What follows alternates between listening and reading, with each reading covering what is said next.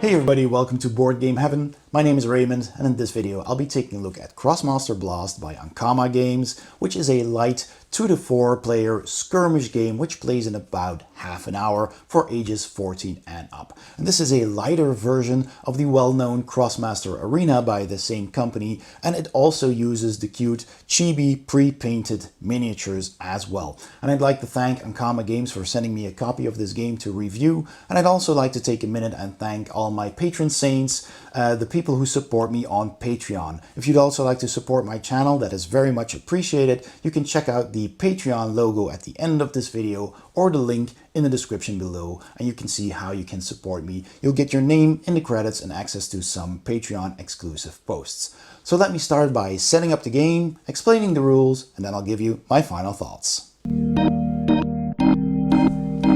To set up Krosmaster Blast, you take the double-sided board, pick a side and put it in the middle of the table. Next you take the 3D trees and put them on the tree stumps printed on the board. And you take the 3D shrubberies and put them on the little shrub pictures on the board. Put the health, energy and movement tokens in easy reach. Take the 2 Tewebet cards and tokens and the Fleefly card and token and put it next to the board. Take the 10 Krosmic favor cards. The 15 superior Krosmic favor cards are not used in the basic game. And also take the Glyph tiles and the ice and fire tiles and keep them nearby. Each player picks 2 of the Krosmasters and their corresponding cards. Keep the dice nearby. Decide who gets to go first and give the other player this doofus token. For an advanced game, also take the 15 advanced Krosmic favor cards, which have a slightly different border than the regular Krosmic favor cards. Shuffle those together and pick 10 cards to put face down next to the board. The remaining 15 cards are set aside. Then each player decides where to deploy their characters, and you can put your Krosmasters on any of the spots that have these 2 footprints on them. But each team can only put them in the first 2 rows on their side of the board. So for example, this player could place a character here and there, and the other player can place them here and here. Now you're ready to play? Let's explain the rules. Before I start explaining the rules, we need to take a look at the Krosmaster character cards. The green icon represents your movement points, and this is the number of squares that you can move your Krosmaster across the board.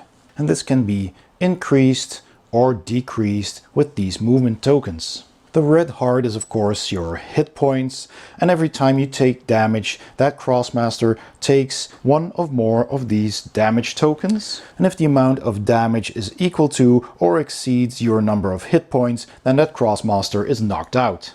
The third blue star icon is the number of action points that Krosmaster has, and every action a Krosmaster takes uses up 1 action point. And these can also be increased or decreased with these tokens. So you can use as many actions as you have action points on your character. The bars below that are your spells, and those are your Krosmaster's attacks. The green eye icon is your range, just like in Krosmaster Arena, and all ranged attacks have a minimum and a maximum range. And that range is of course the number of squares away from your character that you can target your opponents, 1, 2 squares in this case. If a spell has this symbol on it, that means you can only use it once per turn. And these golden bars are your character's special abilities that do not require an action, that are triggered under certain conditions, so keep those in mind. The amount of damage a spell does is listed on the right over here, and there are 4 different types of damage called elemental damage, and there's fire, earth, water and air damage. Some of the effects and powers in the game are related to those.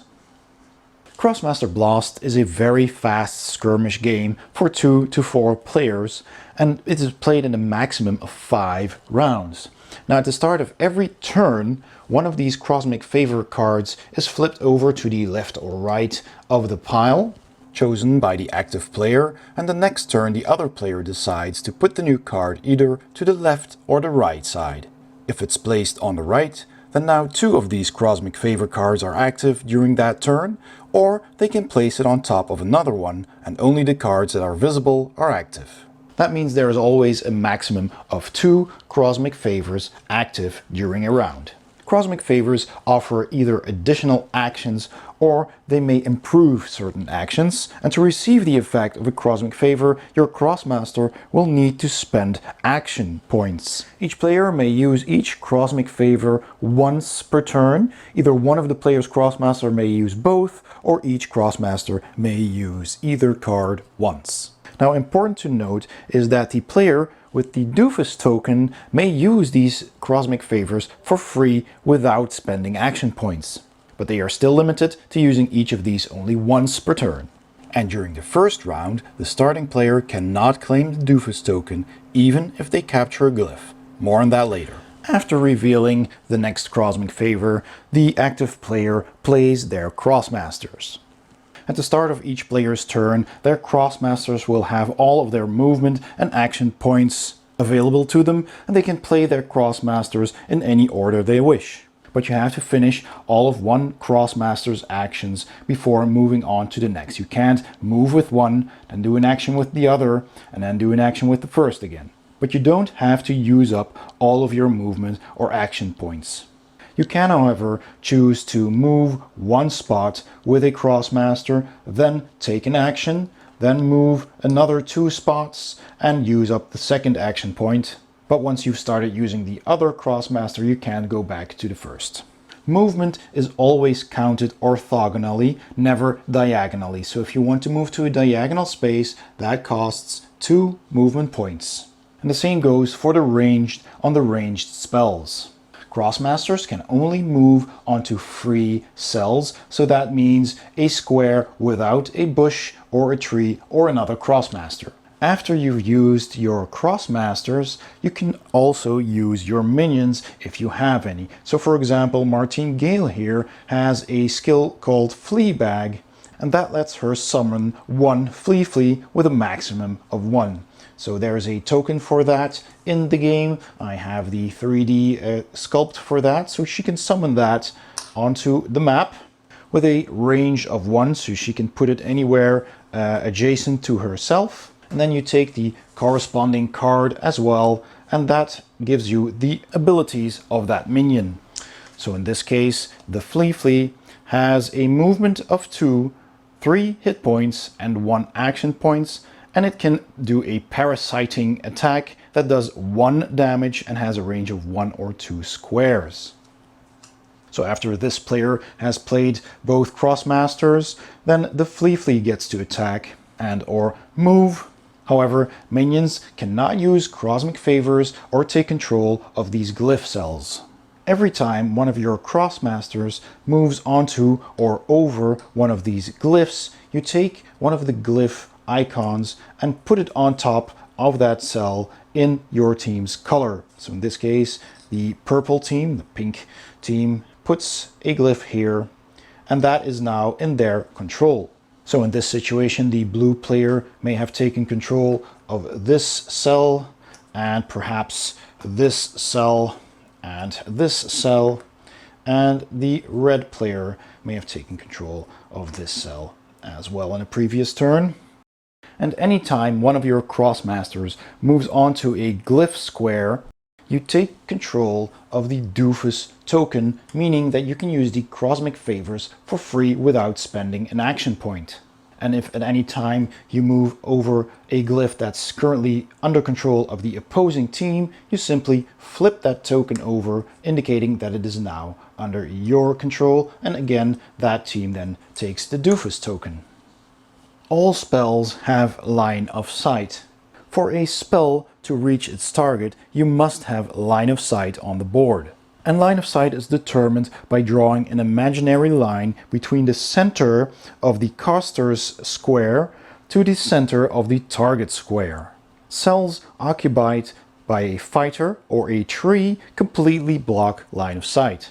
Bushes, traps, or glyphs do not block line of sight. And of all these special terrain tiles, only the fog tile blocks line of sight. So in this example, this can see the Flea but cannot see Martingale because the Flea is blocking line of sight. She can also see her teammate Ian, but she cannot see JJ over there because the line between this square and that square's center crosses the edge of this tree, so that is a blocked line of sight. So to summarize, in order for a Krosmaster to cast a spell, they must still at least have one action point, the spell itself must be available, the targeted cell must be within range, and there is a clear line of sight between the caster and the targeted cell. If all of that is the case, then the spell is resolved. Firstly, any spell effects are applied if they have any, such as this one. And next, a combat roll is performed to apply the damage. So let's say, for example, that this is going to try and cast Capital Punishment. Now in this case, she couldn't because the Flea is not within 2 cells range, and she can see Martine over here. So had the Flea been standing over here, for example, then she could have chosen to target either the Flea or Martine because they are both 2 squares away. So this is spending one of her action points to cast Capital Punishment on Martine over here, and that has a spell effect that says if you have 3 glyphs, then the target receives -1 action point. Now in this case, the blue team does have 3 glyphs on the board, so that would mean that Martine here takes a -1 action point token, and you put that on their card.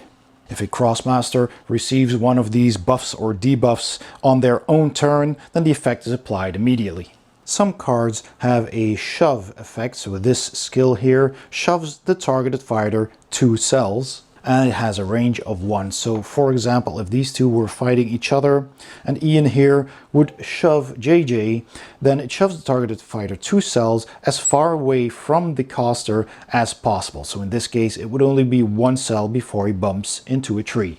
And any obstacle that would stop a shove is again a tree, a bush, or another fighter. So then coming back to this spell, you roll a die to decide if you do extra damage. If you roll a burst symbol, so either this symbol or this, which also has a burst, then your attack does 1 additional damage. So instead of 2, it would deal 3 damage to the opponent. But if you roll a shield, then that means that your target has defended themselves for 1 point of damage, and your attack does 1 less damage. Then you take a number of damage markers and put that on the opponent's Krosmaster's card. If you roll anything else than those symbols, your spell just does the base damage. The advanced rules explain the additional symbols, and I would suggest playing with that from the start since they are not that difficult. And this doofus symbol is basically a wild card. You can immediately choose the side of the die that you want the effect to have. So in this case, you could say, well, I want this to do an extra damage. The magnet symbol and the boot symbol have to do with dodging and tackling. The 4 squares orthogonally adjacent to a Krosmaster are called the tackle zone. If you have a fighter inside the tackle zone of an opponent and you want to move out of that zone, you need to roll a die. If you roll a boot, then your fighter may leave the cell they are on and move normally.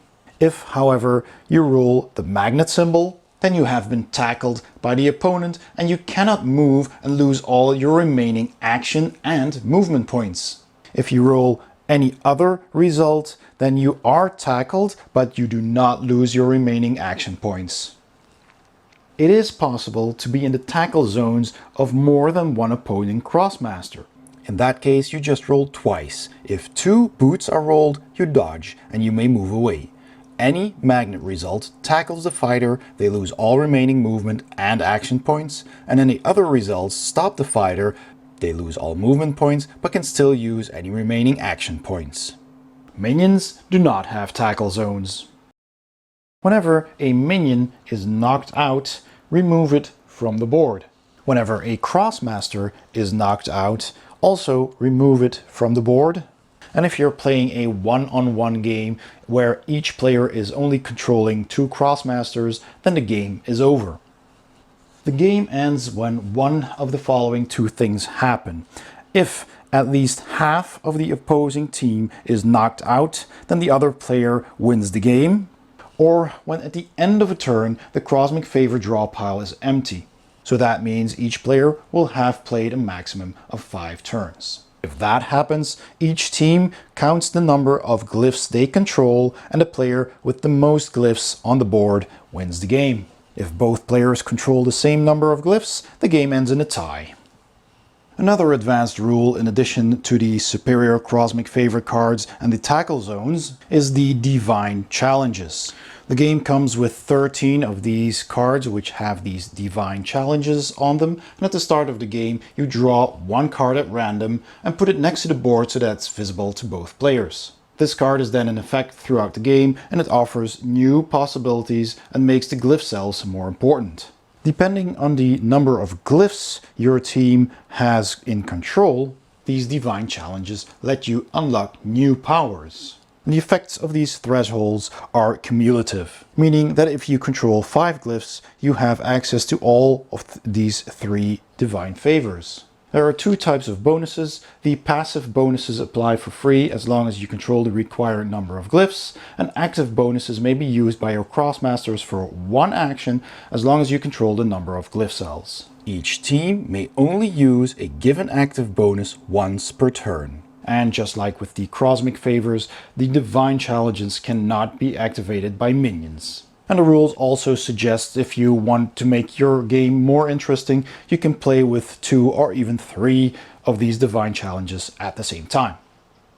It is also possible to play Krosmaster Blast with teams of 3, 4 or even 5 miniatures, as long as each player has an equal number of Krosmasters on their team. And just like in Krosmaster Arena, you can have duplicate Krosmasters on your team, but only if their names are not gold like these, but printed in white letters. And if you're playing in a 2 or 3 Krosmaster team, you can play on the boards that are 8 by 10 squares big. But for teams with 4 or 5 Krosmasters, they recommend playing on a 10 by 10 board. The endgame and victory conditions are exactly the same, and in this case if half of a player's Krosmasters have been knocked out, rounding up, then that player loses the game. There's also a boss mode in which one player plays 1 Krosmaster character and the other player chooses 3. And in that mode you take all the Krosmic favor cards and shuffle them.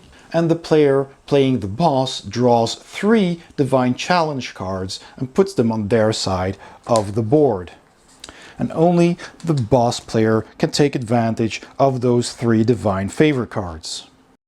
The opponent then draws 1 card from the remaining deck and puts that on their side of the board, and only that team can use those divine challenges. At the end of each turn, the boss player also gains 2 +1 action markers and also 2 +1 movement markers, and every turn after they've been spent they gain them back again. And the end of the game is as follows. The boss wins as soon as at least half of the opposing team has been knocked out, rounding up, and of course the Krosmaster team wins as soon as the boss is knocked out. My Kickstarter edition of the game also came with an extra board with a river on it on both sides, and that gives you an extra game mode where whenever you move into water cells you lose an action point. There's also a Forbidden City board that comes with a 3D temple that you can build, and if you want to see that you can check my unboxing video of this game. And that is also an extra game mode. There's a board for the Brawl mode for 3 or 4 players. And all the special rules for the River, the Temple and the Brawl mode are all in the rulebook. And finally, the Kickstarter edition of this game also came with a Nemesis mode, which is for 2 to 4 players. And this pits one team with several Krosmasters against another player who controls 1 Nemesis character. and each character has its own scenario that you can play. And the Kickstarter came with the miniatures that you can use for those scenarios, but they do not come in the retail edition of the game. That's all you need to know on how to play Krosmaster Blast. Let's go to my final thoughts. So my final thoughts on Krosmaster Blast by Ankama. Let's start with the components. So first of all, the cards are of a very good quality. They're nice and thick, very colorful. They have a glossy finish, and all of them look really nice. They are easy to read. The font is relatively small, but it's still quite clear and easy to read as well. So that's good. The tokens are of the usual cardboard thickness, and there's plenty of them. You've got plenty of these health and damage tokens, of these plus and -1 movement and action markers. So all that is very good as well. I also like the bigger tokens that you use for several game modes. They are also very clear and printed nicely, very colorful. Several types of them, and of course these glyphs, which you constantly use in the game. There's some additional kinds of tokens as well for different game modes. I really like this pagoda, this palace, although I do not know if that is also included in the retail edition of the game, because that goes with a bigger map. And I know that the retail edition of the game only comes with one double-sided map, as opposed to the 4 that I got in the Kickstarter edition of the game. So that is something to take into account. I do really like the maps though. They are very sturdy. They are, well, they have a nice size. This one is 10 by 10 grid. And the smaller one that I have here is 10 by 8. And they're all double-sided. They're very colorful. They're exactly like what you're used to from Krosmaster Arena, which is also very nice and colorful. You also get some really cool 3D components, like these trees here, just like in Krosmaster Arena as well, and these little bushes.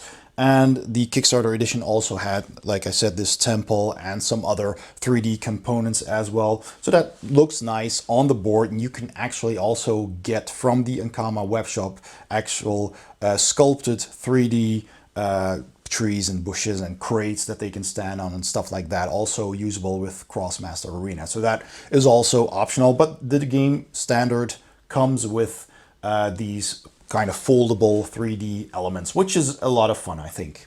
You also get a couple of dice. I believe the game normally comes with 2 of these white dice. We got several extra from the Kickstarter, but you really only need 2, just 1 for each player, because that's all that you roll during gameplay.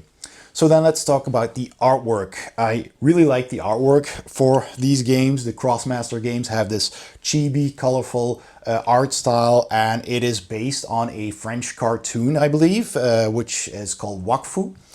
And all these Krosmasters, they come from that, or are derived from that cartoon, and they use that same...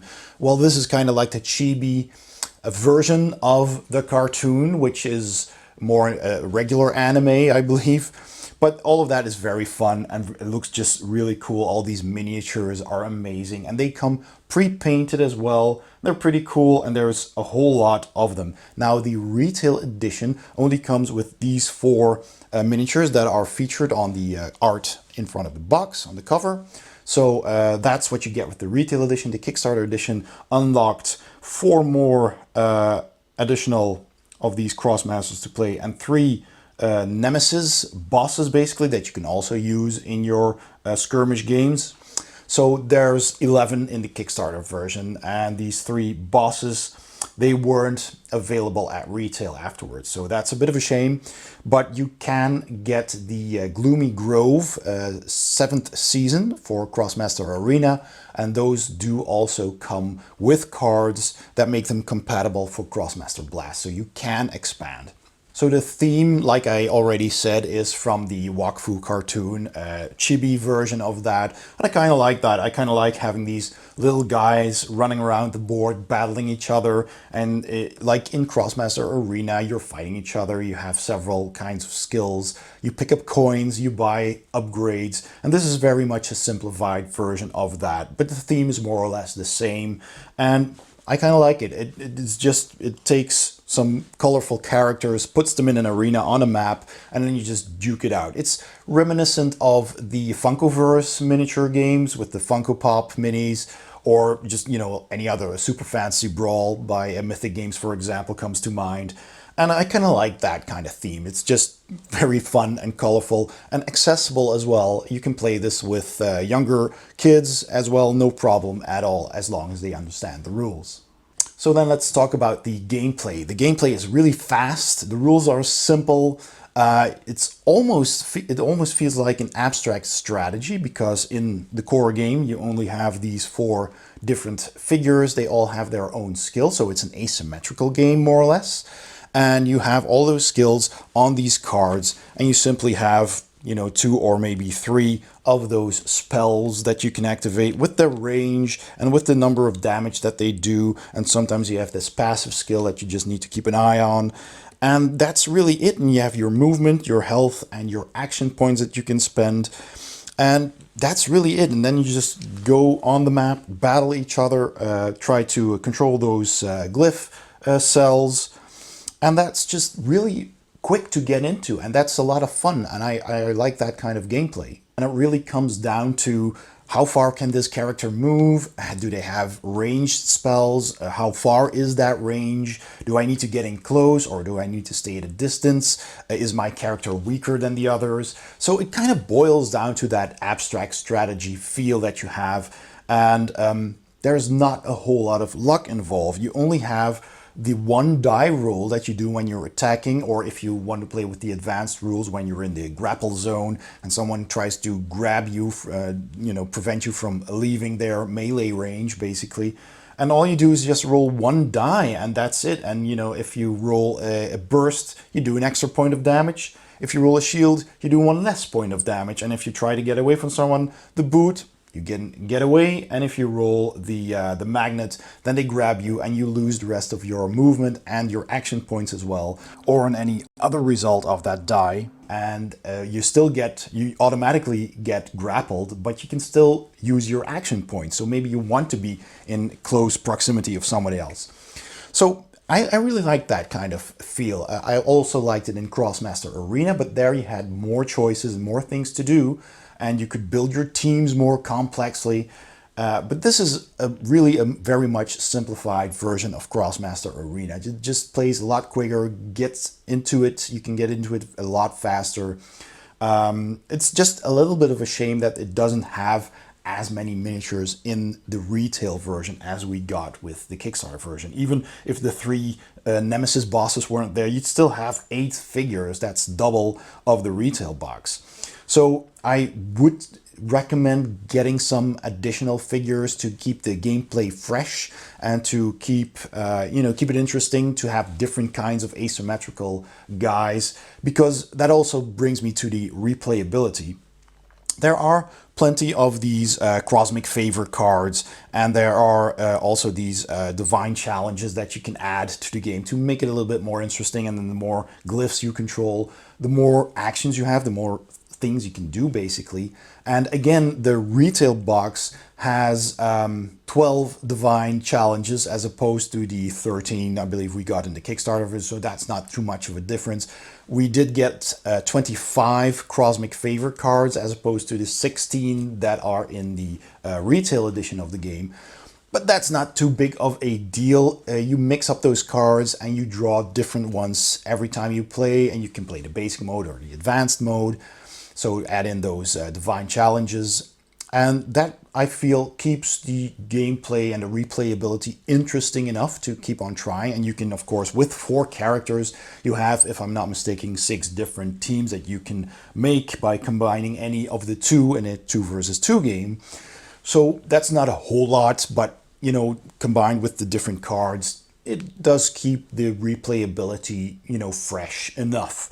But again, I would suggest just adding some more minis if you end up really enjoying the game. So you can find those on the Ankama website as well. I'll put a link in the description below, and there you can pick up either the game itself, the retail edition of the game, and some additional seasons of Krosmaster Arena with the cards. Like I said, Season 7 has cards that you can use for Krosmaster Blast.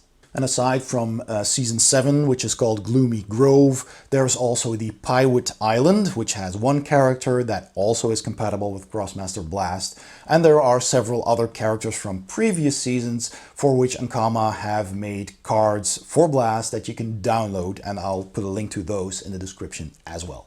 As for availability, you can find this game like I said, on the Ankama website, and it's mostly available in France, in shops, in retail shops.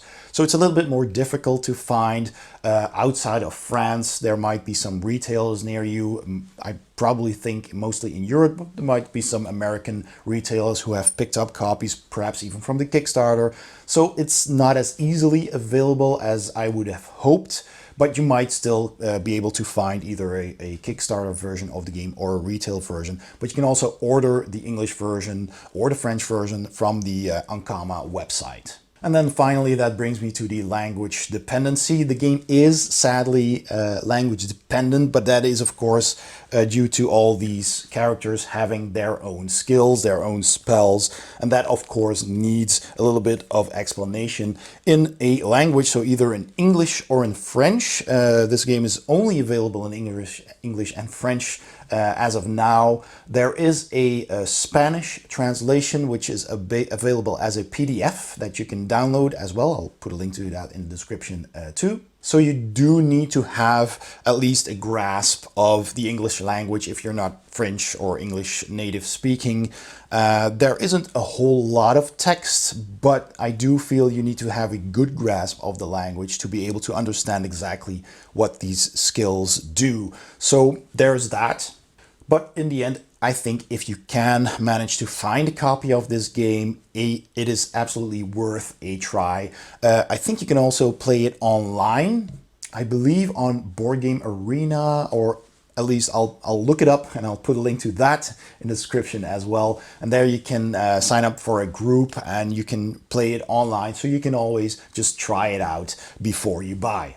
But in the end, I had quite a lot of fun with just the basic version of the game, and the Kickstarter version had several other modes. Had the boss mode and the nemesis mode, which is sadly Kickstarter exclusive.